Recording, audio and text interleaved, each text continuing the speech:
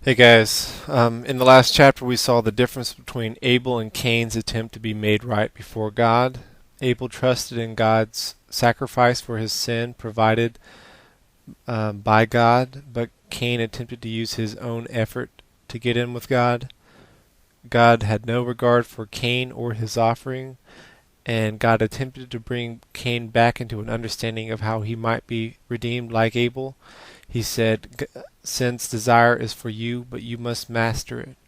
And God was pointing Cain back to when his parents sinned, and that was specific grammar and wording used during the judgment with his mother, Eve.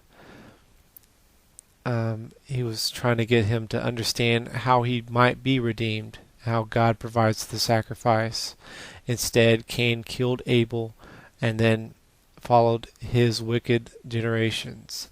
But at the end, we saw Seth's righteous generations.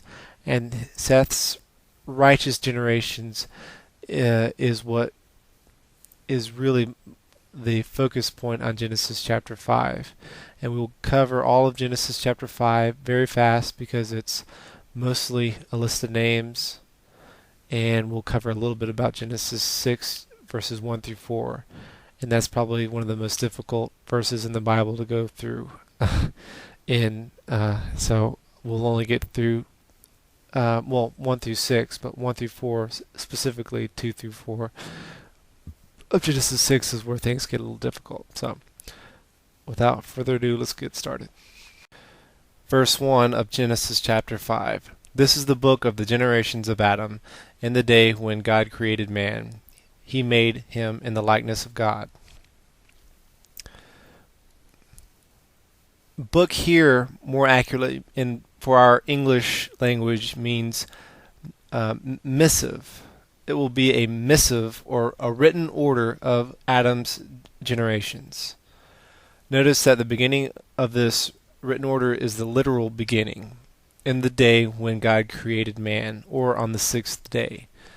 Again, we read that in the beginning God created man in the likeness of himself. Of course, the image changes very shortly. Verse 2. Too fast. Okay. He created them male and female, and he blessed them, and he named them man in the day when they were created. I didn't really read that right. He created them male and female, and he blessed them, and named them man in the day when they were created. God further emphasizes the original goodness God had made on the sixth day. He blessed them, and he named them man. In verse 3, when Adam had lived 130 years, he became the father of a son in his own likeness, according to his image, and named him Seth. Now we know exactly how many times the earth revolved around the sun before Adam had Seth. Notice Seth is the first one mentioned. It seems like Abel, although godly, is not mentioned because this is a genealogy, and Abel's genealogy was cut short by his brother Cain, who murdered him. Cain is not mentioned, likely because he was not godly, and therefore he was not in the likeness and the image of Adam, his godly father. Also notice that in his own likeness is the same language used above by God creating man originally in his own likeness. You cannot escape from Adam being born again, having a renewed godly heart. Adam is in God's image because he was saved, just like Seth is in Adam's image because he was saved, and he was a godly man. Verse 4. Then the days of Adam, after he became the father of Seth, were 800 years, and he had other sons and daughters. After Adam had Seth, he lived for another 800 years. This verse also tells us specifically that what we already presume, that he had other sons and daughters. We knew he had that. He had to have had daughters in order to have sons and daughters, any offspring at all. Verse 5, So all the days that Adam lived were 930 years, and he died. Adam lived 930 years and he died. God's judgment was mercifully delayed, and now death seems as inevitable conclusion to all men. Even if he has not been murdered, he will die eventually of natural causes, but he will die eventually. Verse 6 and 7, Seth lived 105 years and became the father of Enosh. Then Seth lived 807 years after he became the father of Enosh, and he had other sons and daughters. The age to have a child was much different at this time, obviously.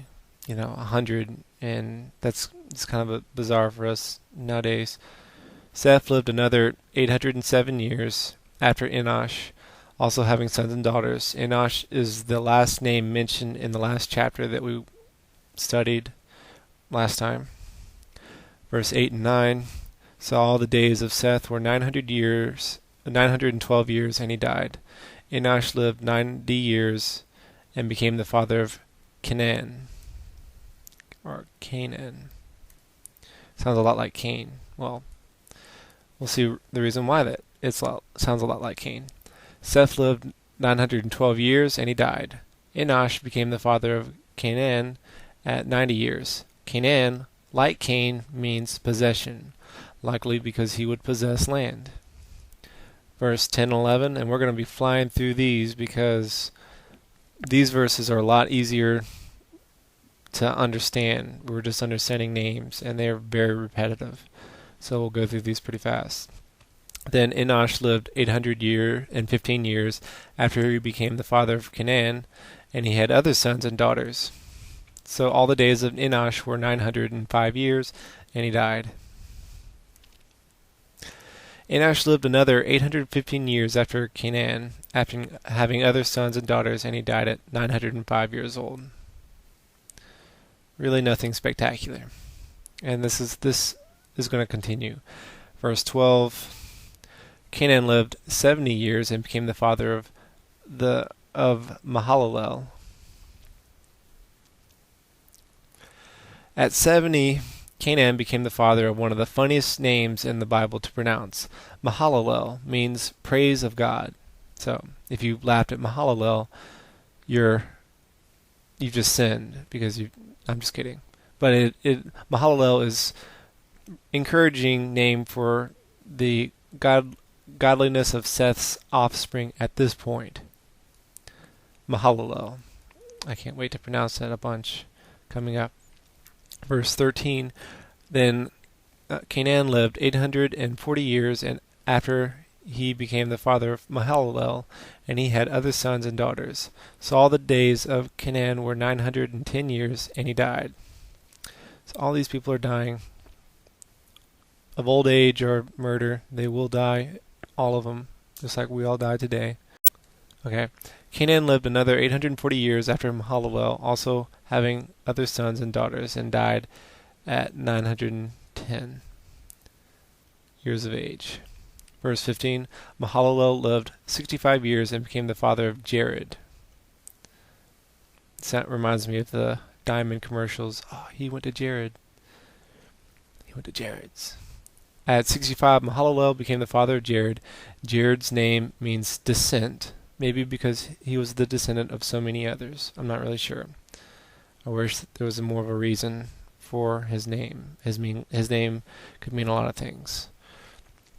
Then Mahalalel lived 830 years after he became the father of Jared, and he had other sons and daughters, which we can presume happens to just about everyone in order for all these offspring to come about. So all the days of Mahalalel were 895 years, and he died, just like everyone else. Mahalalel lived 830 years after Jared's birth, having other sons and daughters, and he died at 890 years old. Verse 18, Jared lived 162 years and became the father of Enoch. The only thing cool about these names, about this is the names, I think. The names give meaning to these texts. Jared at 162 became the father of Enoch. Enoch means dedicated, likely because he was dedicated to God in some way. Either he was dedicated to God or Jared dedicated him to God. Not really sure. Verse 19 and 20. Then Jared lived 800 years after he became the father of Enoch, and he had other sons and daughters. So all the days of Jared were 962 years, and he died. Jared lived for another 800 years after Enoch, having other sons and daughters, and he died at 962. At 65, Enoch became the father of Methuselah. Methuselah means man of the dart. This may be the turning point when man becoming wicked. A dart is obviously a missile designed for some kind of violence, and he's probably not a vegetarian. He's probably not hunting at this point. Man was still vegetarian. We were probably not eating meat. Nobody was eating meat. It doesn't say anything about anyone ever eating meat, and meat is not on the menu since Genesis chapter 1. I don't even know if our bodies are designed to eat meat at this point, but this very likely in some way might mean that this is the turning point, especially with names coming up. So especially with one name especially coming up.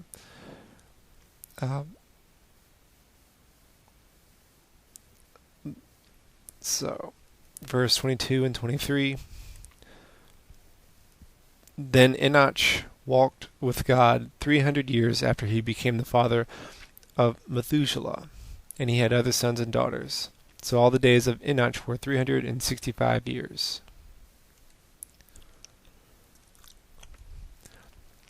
These verses read exactly like the ones prior with two exceptions. One, Enoch walked with God, and two, it does not mention that he died. After having Methuselah, Enoch walked with God for 300 years. Walking with God is extremely close intimacy. This was a very godly man. He also had other sons and daughters, and this verse ends with his age being 365 years, but he does not die, like in the other verses. Verse 24, Enoch walked with God, and he was not, for God took him. That's awesome. Enoch is not the only person that will be just taken by God. Verse 24, this verse starts again describing his relationship with God as him walking with God. He was not means that he did not die. He was not because he still is. So you cannot put a past tense on him because he never died. He still is. He never died because God took him.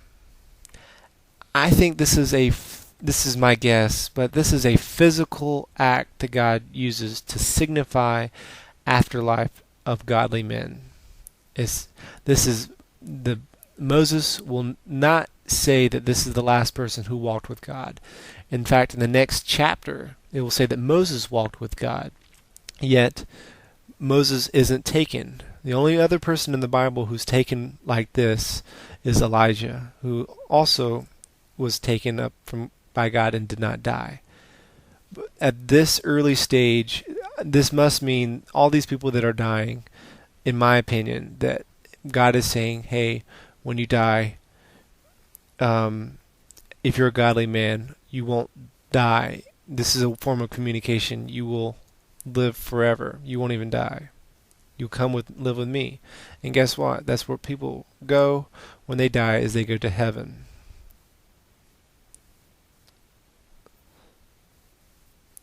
So, that's my opinion. I could be wrong. Verse 25, Methuselah lived 187 years, and he became the father of Lamech. And you wonder why I think that the generation of Seth is turning ungodly if you have a name like Lamech. Methuselah at 187 became the father of Lamech. Lamech is the exact same name used in the last chapter of the extremely arrogant guy who took 2 wives and spoke like he was God in front of them. Basically said, if Cain's punishment is anybody who harms Cain is 7-fold wrath, mine's 77. And Lamech, again, his name means powerful. I can't imagine a good, righteous person naming his child, or a guy being named Lamech, who was such an evil, wicked guy, who's probably still around, still living. And this is probably further proof that Seth's godly line may be turning to being ungodly men. And I can't think of any other reason why he would have the same name. I think that's Moses is saying, see, it's the exact same guy. It was the terrible guy in Genesis chapter 4. This is how you know that generation is becoming wicked. And you can see kind of why Noah's flood is about to happen. Then Methuselah lived 782 years after he became the father of Lamech. He had other sons and daughters, so all the days of Methuselah were 969 years, and he died. Congratulations, Methuselah, you were the oldest person. Methuselah lived another 782 years after Lamech having other sons and daughters, and died at the age of 969. You are old. This reminds me of Yoda in Star Wars. 28. Lamech lived 182 years and became the father of a son. I love how the author pauses for emphasis. Now he called his name Noah, saying, "This one will give us rest from our work and from the toil of our hands arising from the ground, which the Lord has cursed."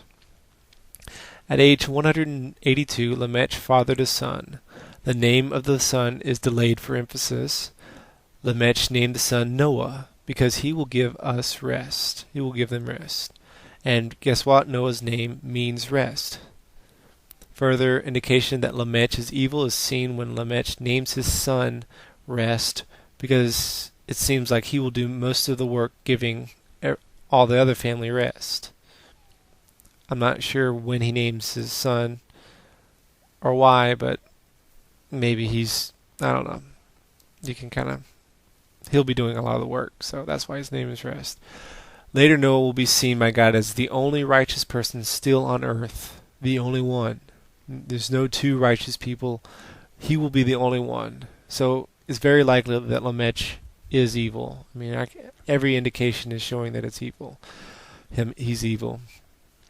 Also, Lamech says, "The ground which the Lord has cursed." And this is just showing the disrespect of God. Lamech is using his son to be the primary worker because he blames the ground because of God's curse. And remember, this is not the curse of Cain, who cannot do anything with the ground. This is the same curse everyone else has had to deal with, beginning with Adam in chapter 3, where we're just, the ground has been cursed. So, and this is my understanding, is this is where the line is becoming destroyed, and it would fit the context very accurately with the rest of the chapters before and behind it. All right, verse 30 and 31. Then Lamech lived 595 years after he became the father of Noah, and he had other sons and daughters. So all the days of Lamech were 777 years, and he died. And don't let the 777 fool you. He's not God, and he's not godly. After having Noah, Lamech lived another 595 years, having other sons and daughters, and dying at age 777. 777 years. Basically what that means. Noah was 500 years old, and Noah became the father of Shem, Ham, and Japheth. And these brothers are mentioned specifically, and you'll see why in the next chapter when we get to it. We won't get to it today because we have to deal with Genesis 1 through 4. And those of you who knows what's coming will realize why that will take a long time. Well, okay, Genesis chapter 6. Let's get to that right now. We will only cover 6 verses here, and you are about to see why. So, you've got your atheist friend, and you want to open him up to the gospel. Philosophically, you may begin with the argument of where energy came from, or life, or maybe how it seems obvious that we were made in the image of God with what all humans have in common. And if you start with the Bible, you may start with Romans 1. But I urge you that the last place you want to go is Genesis 6, verse 1 through 4. These verses are so offensive that most seminaries do not accurately teach them. They avoid them altogether. In fact, these verses may be more difficult to believe just because we're not used to it than young earth creationism and Noah's flood combined. Because we are leaving many of even the most conservative understandings of Genesis 6, 1 through 4, we must tread carefully because there have been so many false teachings about this. In fact, I think the vast majority of understandings in this is false teaching. You have the seminaries, the vast majority of seminaries who hold to what we're about to cover first, and you've got the people on the History Channel who are saying that this means space aliens and all this kind of stuff. So it's important that we're very careful on this, on these 4 verses especially. So, verse 1 here really isn't that bad. Now it came about when the men began to multiply on the face of the land, and daughters were born to them. That's not too bad. That the sons of God saw the daughters of men were beautiful, and they took wives for themselves, whomever they chose. Now it becomes a little bit more difficult. Okay. Verse 1, no problems at all. Here we read it again. Now it came about. This is leaving the genealogy of Adam and looking generically at the status of man at the time. Men were multiplying on the land, and some of their offspring were daughters. That's pretty obvious. That's what happens today. But verse 2, now it gets a little bit uncomfortable. In chapter 1, I quoted this verse, or actually verse 3, and I kind of went through this verse, and I was wrong.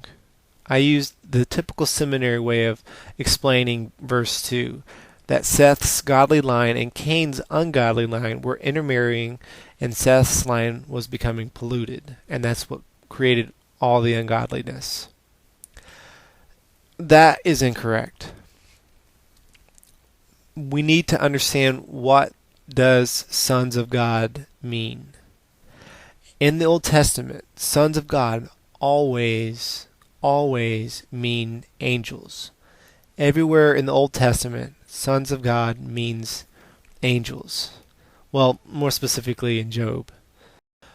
Job 1 verse 6. Job 1 verse 6. Now there was a day when the sons of God came to present themselves before the Lord, and Satan also came among them. And again, verse 2, chapter 2, verse 1. Again, there was a day when the sons of God came to present themselves before the Lord, and Satan also came among them to present himself before the Lord. Both times, sons of God here represent angels, and more specifically demons. Sons of God is also used a third time in Job, and it means angels.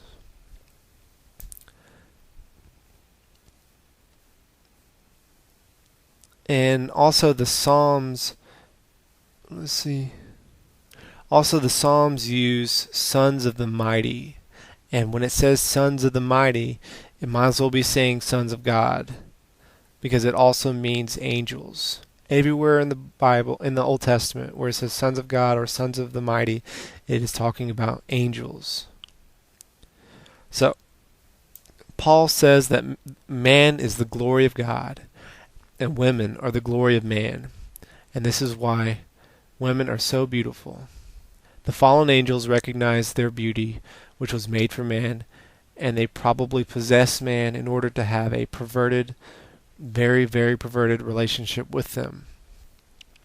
I can't even imagine angels having reproductive organs or a sexual drive, so possession must have been the way that they had this type of relationship. These fallen angels took human women for wives, whomever they chose. The wicked women wanted to be in a relationship with these demons. And I'm really surprised there has never been a movie on this, kind of like Twilight, where there's these incredibly sophisticated, powerful demons dating women. Because unlike Twilight, this has really happened at one point in our history. And if you don't think that man would ever willingly allow demonic possession, you might want to check out a DJ named Kavinsky. He's probably the top DJ in the world. And if you've ever heard of the film Drive with Ryan Gosling, on the album his eyes are red, signifying he is demon-possessed. And I'm not sure if he really is demon-possessed or he just wants to be. My guess would be he just wants to be.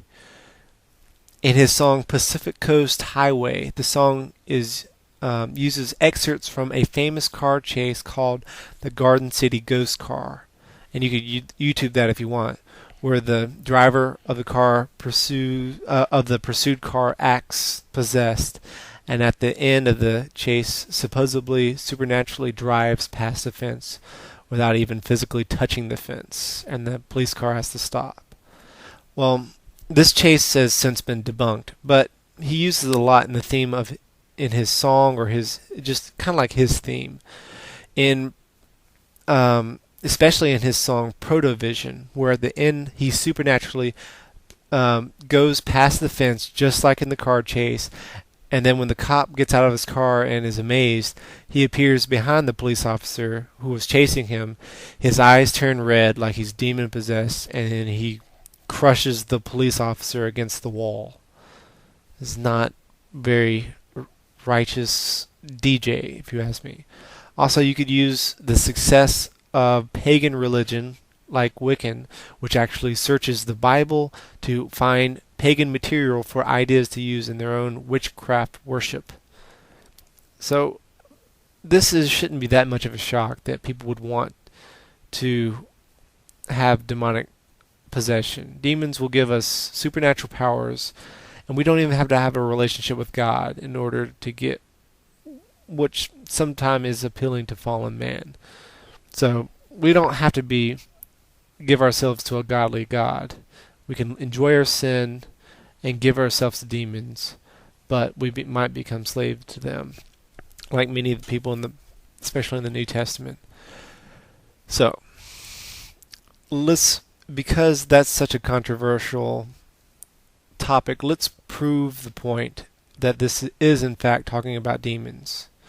Jude, verse 6 and 7, and angels who did not keep their own domain, but abandoned their proper abode, he has kept in eternal bonds under darkness for the judgment of the great day, just as Sodom and Gomorrah and the cities around them, since they in the same way as these indulged in gross immorality, sexual immorality, and went after strange flesh, are exhibited as an example in undergoing the punishment of eternal fire. So, these angels who did not keep their own domain, he has kept in eternal bonds. And recognize that most demons are not kept in eternal bonds. It wouldn't make sense to say that all demons are in eternal bonds. So these are special demons. Why are they special? Because they, just like Sodom and Gomorrah, Remember, in Sodom and Gomorrah, what sexual immorality was occurring, specifically homosexuality. I'm not sure. I haven't looked at it closely yet. Maybe there's bestiality as well. But this homosexuality, this perversion, is being compared to the angels in Genesis chapter 6 who went after women, human women. And this is an example of the punishment of eternal fire. So at the end, they are punished, and that's an example for us of future judgment for the wicked. And you could say, just like Enoch was an example of God saving the righteous, the people who would walk with God. So, also, 2 Peter, let's go to that.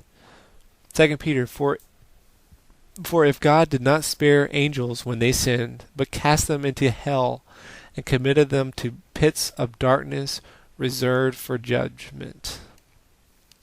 So, again, this verse shows the special judgment for these perverted angels. And not only that, the word hell here is not used anywhere else in the Bible. This hell is not the lake of fire in Revelation where all the wicked will be thrown into. This is a specific place for these angels, and they're made to represent where everyone will go at some point, who are unrighteous. Okay, 1 Peter chapter 3, verse 18 through 20.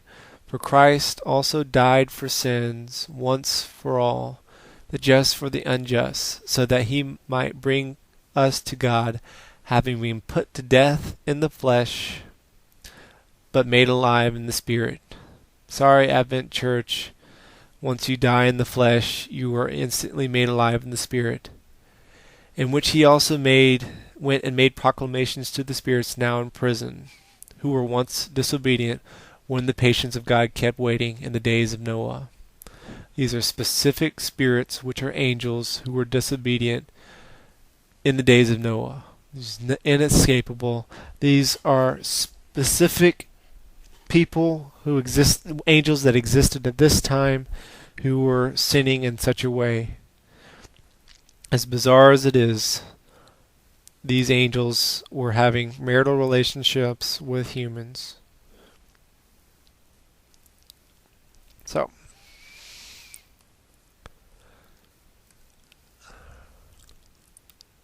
okay. And there's another example in Luke chapter 8. The man possessed with many demons, his name was Legion. He begged Jesus, when he knew who he was, not to be thrown into the abyss. And he was an angel, but he knew that there was a special place for demons who were extra wicked, and he begged Jesus not to throw him into the abyss. So we needed to beat that dead horse, because that is an important building block of theology.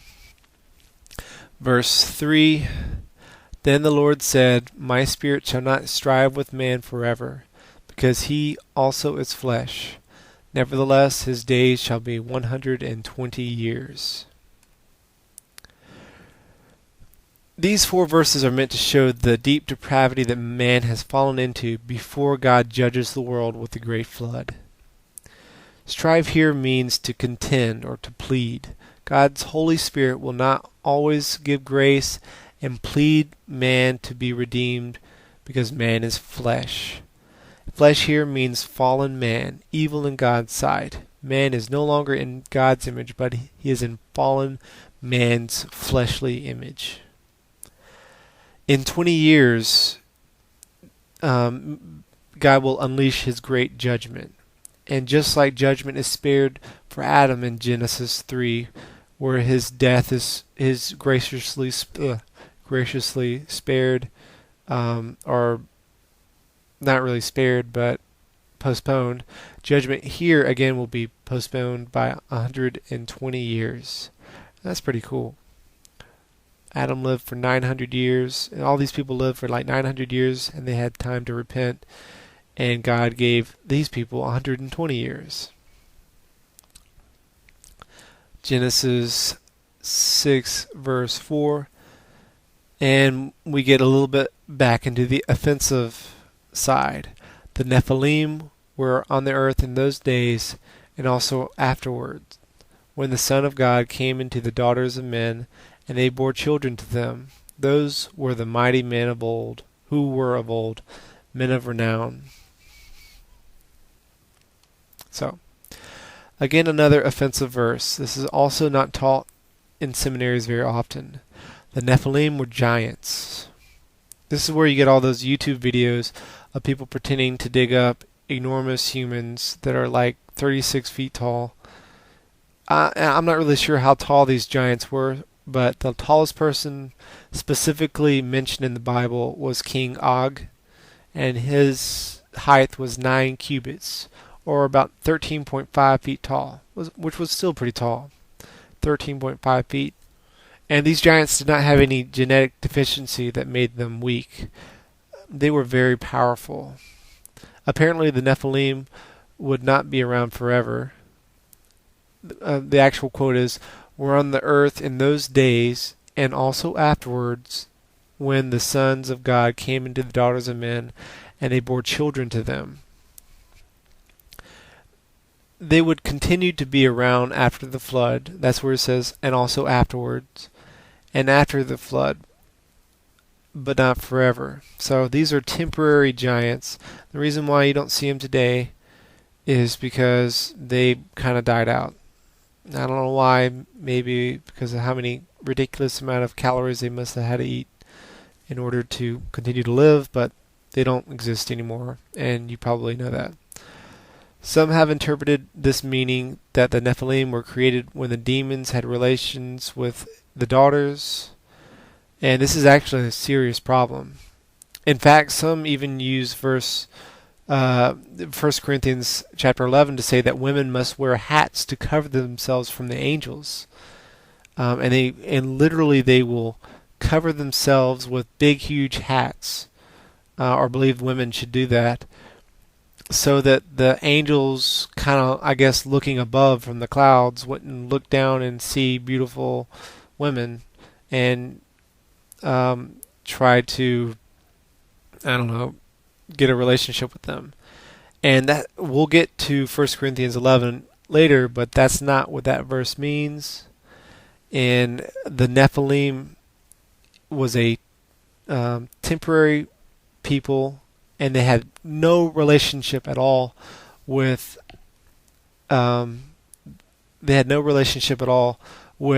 angels who had possessed men and had children by human women. So it's important not to laugh at the people who think that women are currently in danger of fallen angels and who might possess men and have Nephilim. I lived with someone for a long time. He was a very intelligent person. He was a teacher, English teacher. But he genuinely believed that, and he took his. And I think it's kind of respectable to have someone with that much faith, but that's not what this verse is trying to say. The verse in 1 Peter clearly shows that this perversion occurred only before Noah's flood, not afterwards. However, the Nephilim were afterwards. These are two different events. The Nephilim were mighty men who were of old, men of renown. These giants were huge, powerful, and evil. Not a good combination. Moses uses both Nephilim's evil and the demon perversion to just show how deeply man had fallen into sin. And that's why he lists them both, not because they were related in any way. So, in verse 5 and 6, then the Lord saw that the wickedness of man was great on the earth, and that every intent of the thoughts of his heart was only evil continually. The Lord was sorry that he had made man on earth. on the earth, and he was grieved in his heart. So,